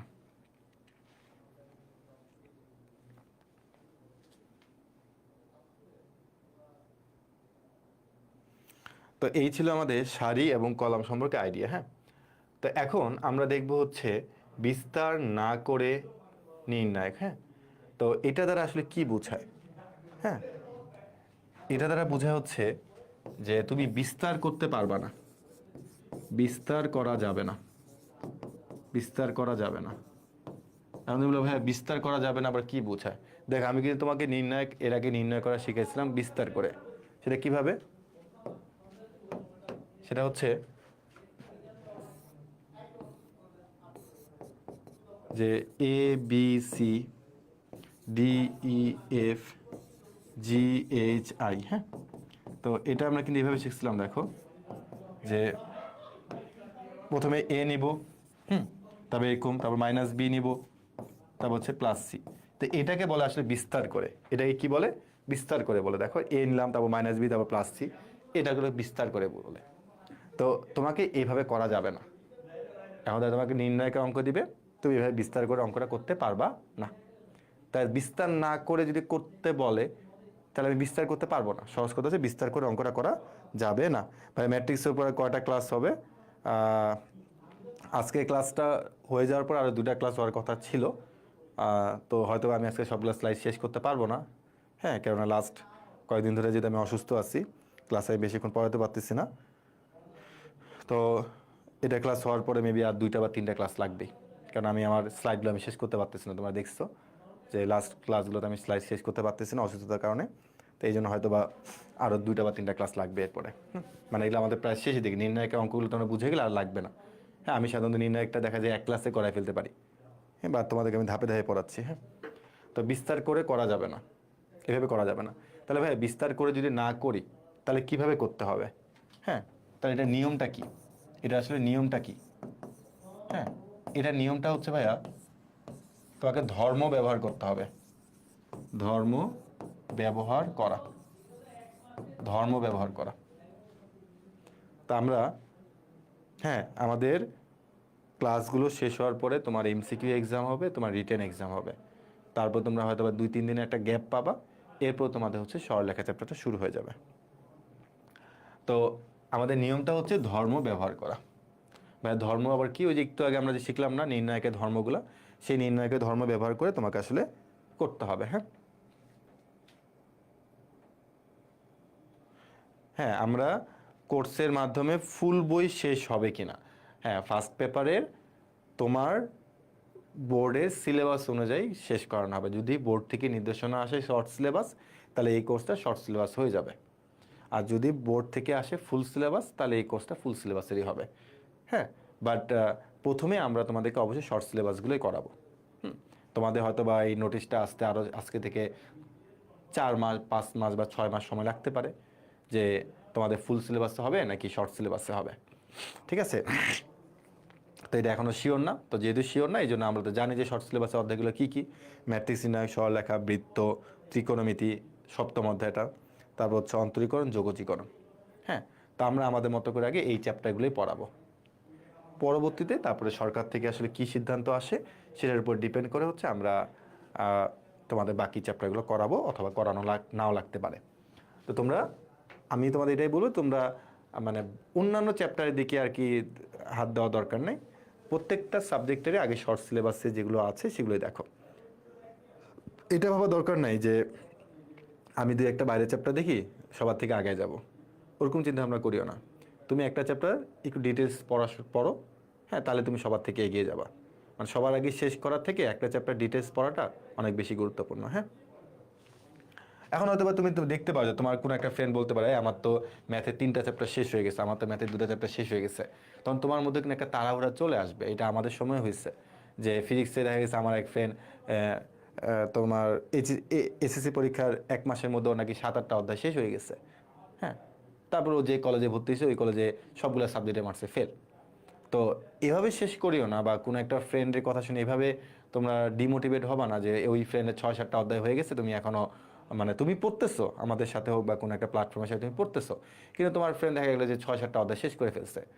তো তখন তুমি কি তাকে দিয়ে ডিমোটিভেট হবা? উত্তর হচ্ছে না, কখনোই না।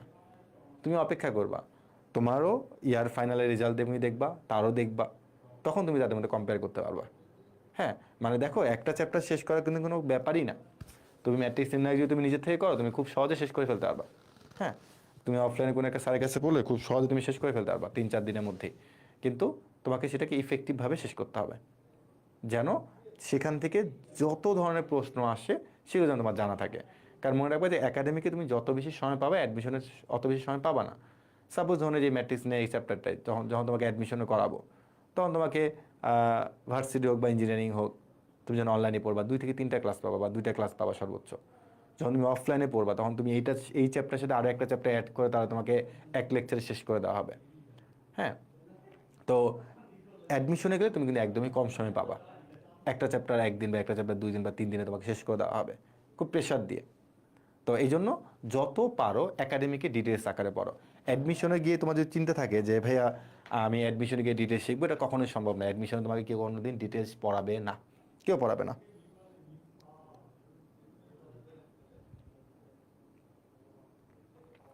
যে বলছো যে আমার ফ্রেন্ডরা পড়াশোনা শুরু করেনি, যায় দেখো যে তোমার ফ্রেন্ডরা কতদূর পড়াশোনা শেষ করে ফেলছে। ভাই, অ্যাডমিশন টেস্ট কি ফুল সিলেবাস হবে? না, এটা যদি মাথায় রাখবা যে অ্যাডমিশন তোমার বর্তমানে যে সিলেবাস থাকবে সেই সিলেবাসের উপর ভিত্তি করে তোমার অ্যাডমিশনটা আসবে।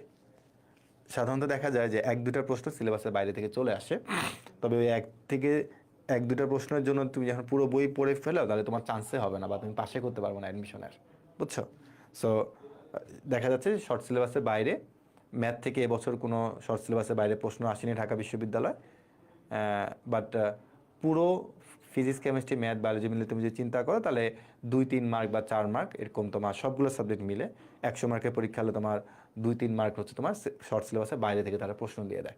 ভাই, ওই 2-3 মার্ক তোমার পারা লাগবে না, ওই 2-3 মার্ক তোমার দেখাই লাগবে না চোখ দিয়ে। ওই 2-3 মার্ক না পাইলেও তুমি যদি না পারো, তাও তুমি মনে করো যে বাকিগুলো যদি সব পারো, তা তুমি ঢাবিতে ফার্স্ট হয়ে যেতে পারবা। হ্যাঁ, সো শর্ট সিলেবাসের বাইরে থেকে প্রশ্ন আসে না, এটা বললে ভুল। 2-3 মার্ক আসে সবগুলো সাবজেক্ট মিলিয়ে, তবে ওটা না পারলেও তুমি ফার্স্ট হয়ে যেতে পারবা ঢাকা বিশ্ববিদ্যালয়। হ্যাঁ, আর যদি তুমি বলো না ভাই আমার ওই 2-3 মার্কও লাগবে, যদি ওই 2-3 মার্কের জন্য যদি ফুল সিলেবাস পড়ে ফেলতে পারো, তাহলে মনে করো তোমার তো ওই ফার্স্ট হওয়া তো দূরে কথা, তোমার চান্স আর হবে না, সত্যি কথা যেটা। হ্যাঁ, কারণ এত লোড নেওয়াটা ইম্পসিবল। হ্যাঁ, ওকে, তো চলো আমরা হচ্ছে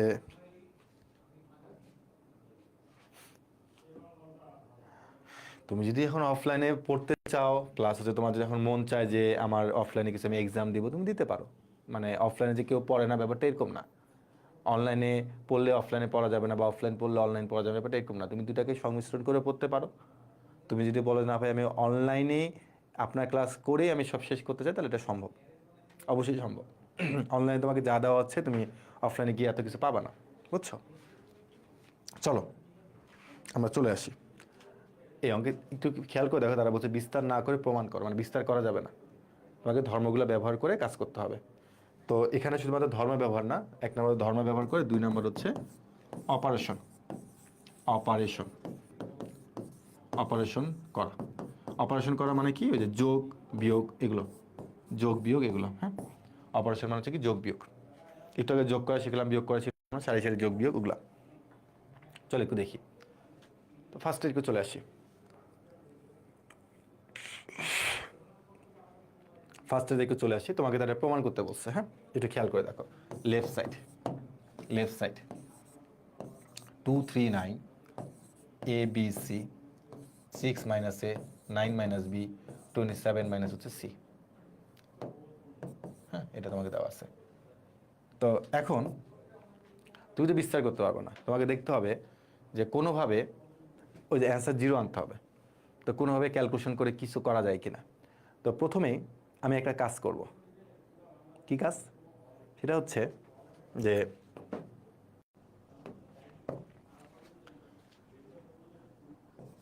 এটা হলো দ্বিতীয় কলাম, এটা তৃতীয় কলাম। আমি বলবো দ্বিতীয় কলাম আর তৃতীয় কলামকে আমি যোগ করব। যোগ করে এই যোগফলটা আমি হচ্ছে 3 নম্বর কলামে বসাবো। একজন ভাই আপনি কেমনে বুঝলেন? তুমি যখন 2-3টা ম্যাথ করবে তুমি নিজে এটা বুঝতে পারবা। 2 আর 3কে যোগ করে 3 নম্বর কলামে বসাতে হবে। তাহলে লাভটা কি? চলো একটু দেখি লাভটা কি। দেখো শুধুমাত্র কিন্তু C3 প্রাইম, মানে এখন তুমি যেটা লিখবা এখানে সেই নির্ণায়কে শুধুমাত্র 3 নম্বর কলামটাই চেঞ্জ হবে, বাকি দুটা চেঞ্জ হবে না। তাহলে প্রথম দুইটা তোমাকে হুবহু বসায় দিতে হবে, হুবহু বসায় দিতে হবে। বসায় দিলাম। এখন দেখো 3 নম্বর কলামটা কি বলছি? 2 আর 3কে যোগ করতে হবে। তাহলে দেখো এ 6 মাইনাস এ যোগ করো, এই দুটাকে যোগ করো। তাহলে দেখো তো মাইনাস এ আর প্লাস এ ক্যালকুলেশন করলে কি হয়?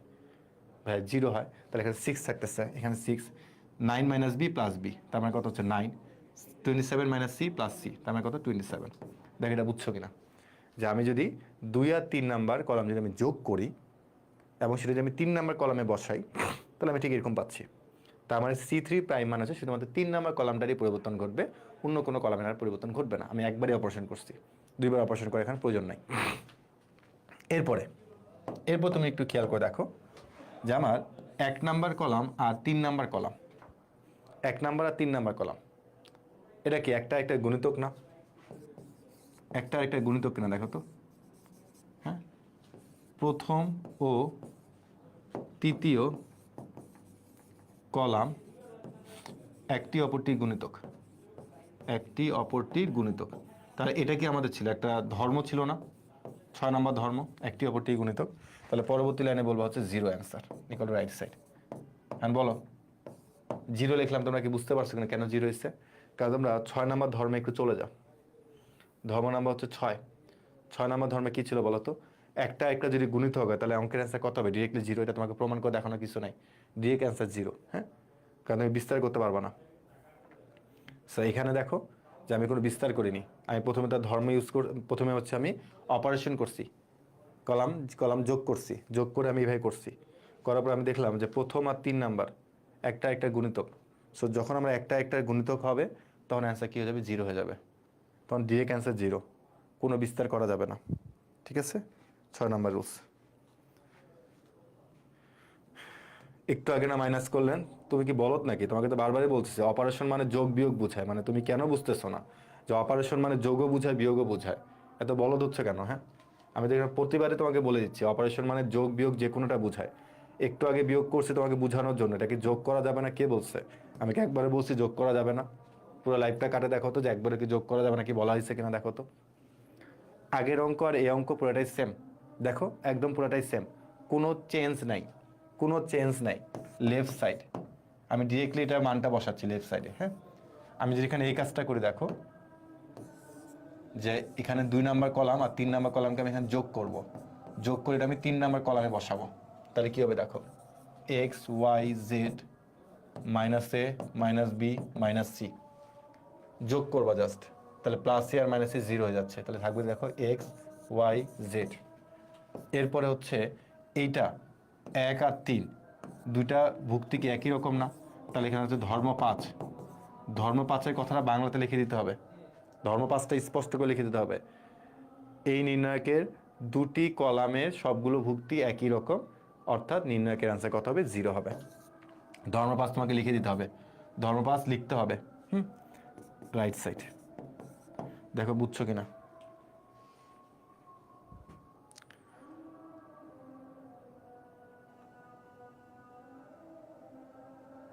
সেকেন্ড পেপার কোর্সটা একটু লেট আছে। হ্যাঁ, আগে ফার্স্ট পেপারে আগে চ্যাপ্টারগুলো শেষ করো না।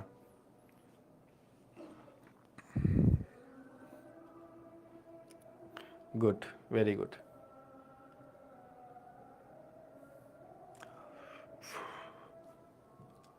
এরপরটাতে চলে আসি।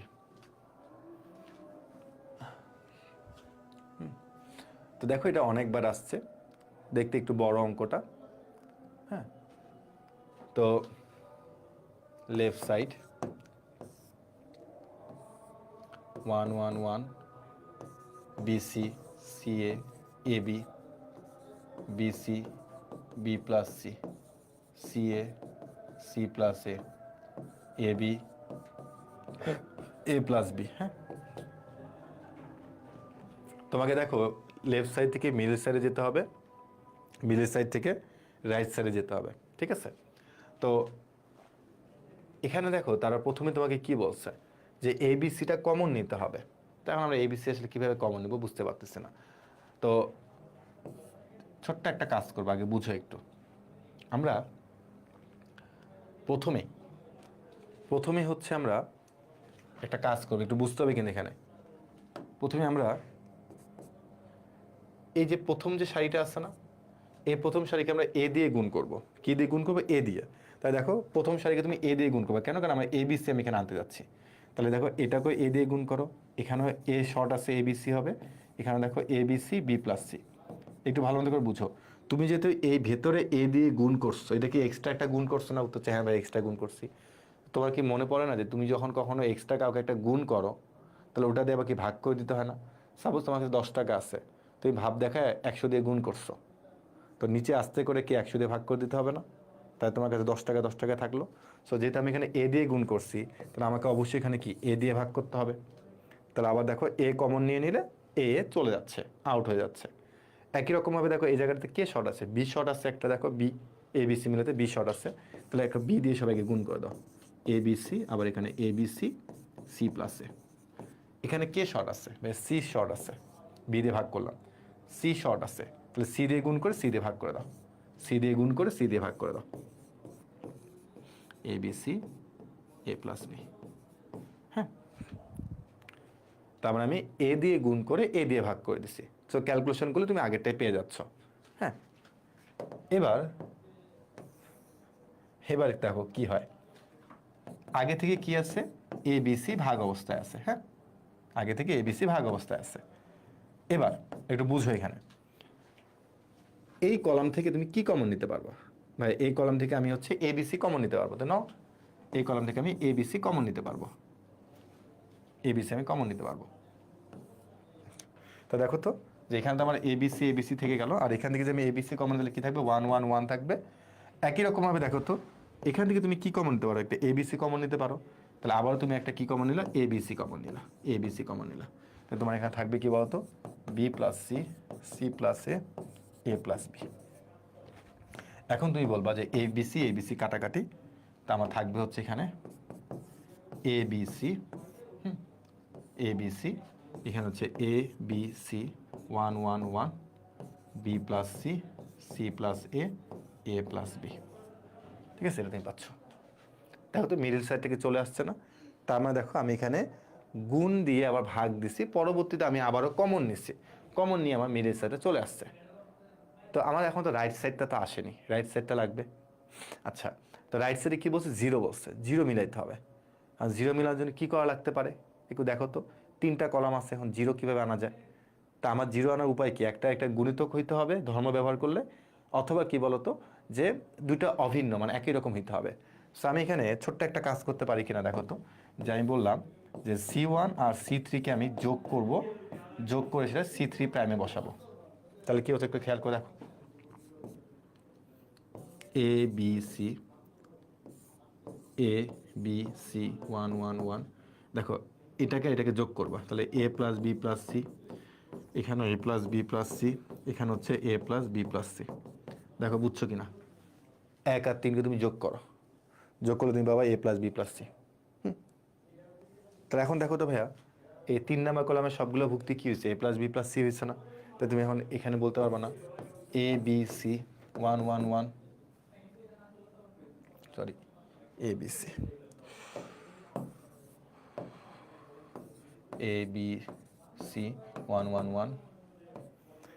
আর এখান থেকে তুমি কি কমন নিতে পারবে? A plus B plus C common নিতে পারবা না? তাই তুমি A plus B plus C common নিয়ে নাও, A plus B plus C common নিয়ে নিলাম, তাহলে 1 1 1 থাকতেছে। তাহলে এখন দেখো তো এ প্লাস বি প্লাস সি, তারপর হচ্ছে এ বি সি ইন্টু 0। কেন? কেননা এটা হচ্ছে আমাদের কি ধর্ম 5, ধর্ম কত? 5। তাহলে টোটাল অ্যান্সার কত? 0, রাইট সাইড।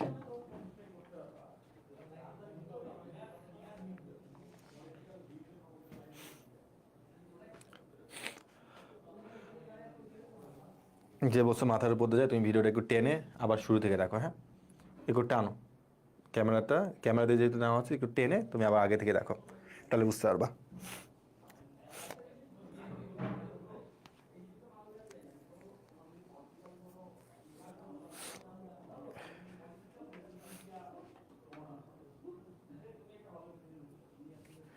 শেষের কমন নেওয়াটা বুঝি নাই, শেষের কমন নেওয়াটা বুঝি নাই। আচ্ছা, তুমি একটু খেয়াল করে দেখো, C1 আর C3 যদি যোগ করে আমি কি C3 প্রাইমে বসাবো না? C1 আর C3 যোগ করে C3 প্রাইমে বসাবো, তার মানে এ প্লাস বি প্লাস সি, তিনটে এ প্লাস বি প্লাস সি। তাহলে এখন তুমি এখান থেকে কমন নিতে পারবো না এ প্লাস বি প্লাস সি। তাহলে এর আগে তুমি কি বুঝলা তাহলে এতক্ষণ ধরে? এ প্লাস বি প্লাস সি আমি সামনে কমন নিয়ে নিচ্ছি, তাহলে কি থাকলো? তাহলে এ বি সি 1 1 1 থাকলো।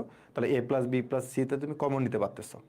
আর এ প্লাস বি প্লাস সি কীভাবে হয়েছে দেখো তো, 1 নাম্বার আর 3 নাম্বার কলাম তুমি যোগ করো, A plus B plus C, C plus এর সাথে বি যোগ করো, A plus B plus C, A plus B এর সাথে সি যোগ করো, A plus B plus C পাচ্ছ। তাই তিনটা মানে 3 নাম্বার কলামে সবগুলো ভুক্তি একই রকম, তার মানে তুমি এখন কমন নিতে পারবা এ প্লাস বি প্লাস সি। তাহলে তোমার 3 নাম্বার কলামে সবগুলো ভুক্তি 1 1 1 হচ্ছে। সো যেহেতু একটা নির্ণয়কে দুইটা কলামে সবগুলো ভুক্তি একই রকম, সো অ্যান্সার কত হবে? 0 হবে।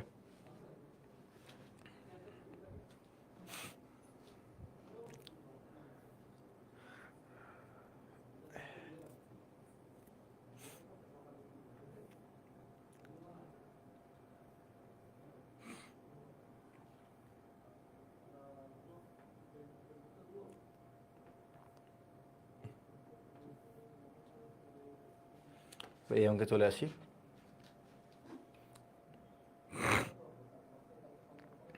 আচ্ছা, এরপরে অঙ্কে চলে আসি আমরা লেফট সাইড। তো তো প্রথমে দেখো আমি হচ্ছে একটা কাজ করব, সেটা হচ্ছে যে 1 1 1 থাকবে, তারপর এক্স মাইনাস এ, x1 মাইনাস এ, x2 মাইনাস এ, y1 y2 মাইনাস। আবার বললো না ভাই এটা বুঝি নাই, না বুঝলে একদম ধর্মের দিকে চলে যাবা। একটু আগে ধর্ম বুঝাইছি না, তখন বলছিলাম যেগুলো দেখে এগুলো আমাদের অঙ্কে কাজে লাগবে। x2 মাইনাস এ, তারপর হচ্ছে বি বি বি। একটু খেয়াল করে দেখো যে আমরা 3 নম্বর বা 4 নম্বর ধর্ম দেখেছিলাম যে যদি কখনো দেখি যে কোনো একটা ভুক্তি হচ্ছে একাধিক পদ নিয়ে আসে, তখন আমরা তাকে সেপারেট করতে পারি। তা আমরা মাঝখানটা না, আমরা শেষেরটা নিয়ে কাজ করতেছি। এটাও আমাদের দুইটা পদ নিয়ে গঠিত, এটা আমাদের দুইটা পদ নিয়ে গঠিত। সো আমি এটাকে এভাবে রাখলাম, ঠিকঠাকই রাখলাম। বাট আমি পরে যে আছে Y minus B, Y one minus B, Y two minus B, তা আমি এই জায়গাটাকে আমি হচ্ছে চেঞ্জ করছি, এই জায়গাটা আমি কী করছি, চেঞ্জ করছি। তার মানে এই জায়গাটাকে আমি আগে সেপারেট করে ফেলছি। তার মানে দেখো আমি এইটাকে আগে ভাঙবো, তার মানে আমার এতটুকু জায়গা কমন থাকতেছে, এটা তো কমন থাকবে, এটা তো কমন থাকবে। আর একবার হচ্ছে Y, Y one, Y two, আর যেহেতু মাইনাস আছে যে মাইনাস, আর বি বি বি, এই যে বি বি বি, ঠিক আছে? একদম 3 নাম্বার ধর্মের মতো আমি এখানে ইউজ করছি। এবার তুমি একটু খেয়াল করে দেখো তো, একটু তো বুঝতে পারছো কিনা আগে দেখো, এতটুকু বুঝতে পারছো কিনা। পরে যখন আরেকবার রিপিট করতে বলো তখন আমি রিপিট করতে পারবো না, কারণ আমি এখন একবারে কমন নিয়ে নিবো এখান থেকে, ঠিক আছে? আচ্ছা, রুলস 4, হ্যাঁ। তাহলে আশা করি জিনিসটা বুঝতে পারছো, রুলস 4 এর মতন, হ্যাঁ। রুলস 4, রুলস 4 মানে ধর্ম। পরে আবার তোমরা বলবে রুলস কি, আবার ধর্ম 4, ধর্ম হচ্ছে 4 নাম্বার ধর্ম। বুঝতে পারছো তো নাকি? দেখো আগে এতটুকু বুঝতে পারছো কিনা, পরে কিন্তু বললো না ভাই রিপিট করেন, রিপিট করতে পারবো না। কারণ কি? কারণ আমি এখানে একবারে চেঞ্জ করে ফেলবো প্রথমেই, হ্যাঁ। ওকে, তাহলে এখন তুমি একটু খেয়াল করে দেখো তো, এখানে কি সবগুলো কি বি বি বি আসছে না? হ্যাঁ, সবগুলো কি বি আসছে না? উত্তর হচ্ছে হ্যাঁ ভাই বি আছে। তাহলে আমরা এখান থেকে কি একবারে কি বি এখানে কমন নিয়ে নিতে পারি না? বি কমন নিতে পারি। তাহলে বি কমন নিলে এখানে কি হবে বলো তো? এখানে হচ্ছে 1 1 1 হবে, বুঝছো? ওখানে 3টা বি ছিল, তাহলে 3টা বি থেকে একটা বি আগে কমন নিয়ে নিলাম। এটা পরবর্তী লাইনে তোমরা করতে পারো। তো 1 1 1 হয়ে গেল। তাহলে এখন পরবর্তী লাইনে গিয়ে দেখো তো কী হবে। 1 1 1 X minus A, X one minus A, X two minus A, Y, Y one, Y two minus B into 0। কেন? কারণ এটা হচ্ছে আমাদের ধর্ম 5, ধর্ম 5। তাহলে এই পুরো লাইনটা কী হয়ে গেল বলতো? বাদ হয়ে গেল। লাইনটা কী হয়ে গেল? বাদ হয়ে গেল। এবার আমাদের টার্গেট থাকবে হচ্ছে এটাকে সেপারেট করা। কি করা? এটাকে এবার সেপারেট করা। তো 0 হয়ে গেল, বি মাইনাস বি ইন্টু 0 মানে 0, শেষ ওটা হিসাব। এখন এটাকে এবার তুমি সেপারেট করবা, যেহেতু এখানে দুইটা পদ নিয়ে একটা ভুক্তি গঠিত হয়েছে। তাহলে বলবো হচ্ছে দেখো 1 1 1 X, X one, X two, Y, Y one, Y two. এই যে এই মাইনাসের জন্য একটা মাইনাস দিবা।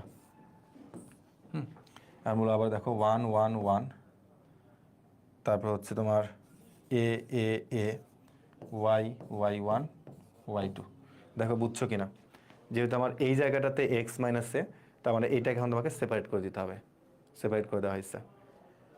এখন তুমি নিজে বলো যে আমি চাইলে এখান থেকে কি একটা এ কমন নিতে পারি কিনা? একবারে শুরুতেই এ কমন নিয়ে নিলে আমার এখানে কি থাকবে? 1 1 1 থাকবে। তাহলে এখন এইটা আবার কি বলতো? ধর্ম 5 না? এটা কি ধর্ম 5? তো ধর্ম 5 হলে কি থাকবে বলো তো?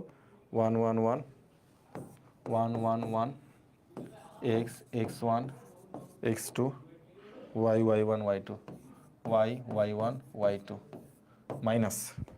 দেখো তো এটা অ্যান্সার কত? 0। তাহলে হচ্ছে এ ইন্টু 0 মানে কত? 0। তাহলে এখন তুমি দেখো রাইট সাইডে তুমি পেয়ে গেছো, এটা তোমার রাইট সাইড ছিল। দেখো বুঝছো কিনা, দেখো বুঝছো কিনা যে আমরা শুধুমাত্র দুইটা পদ নিয়ে একটা ভুক্তি ছিল, আমরা সেগুলোকে সেপারেট করতে করতে আগাইছি, শেষে গিয়ে আমরা অ্যান্সারটা পেয়ে গেছি।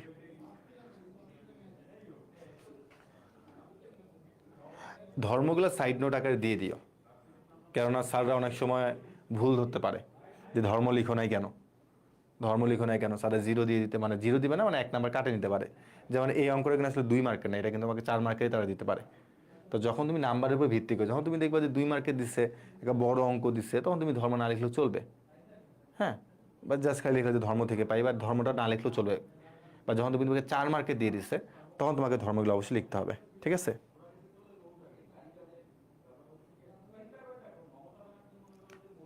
হ্যাঁ, ধর্মের নাম মাত্রে আমি তোমাকে দিছি 4 নাম্বার ধর্ম, 5 নাম্বার ধর্ম, 6 নাম্বার ধর্ম।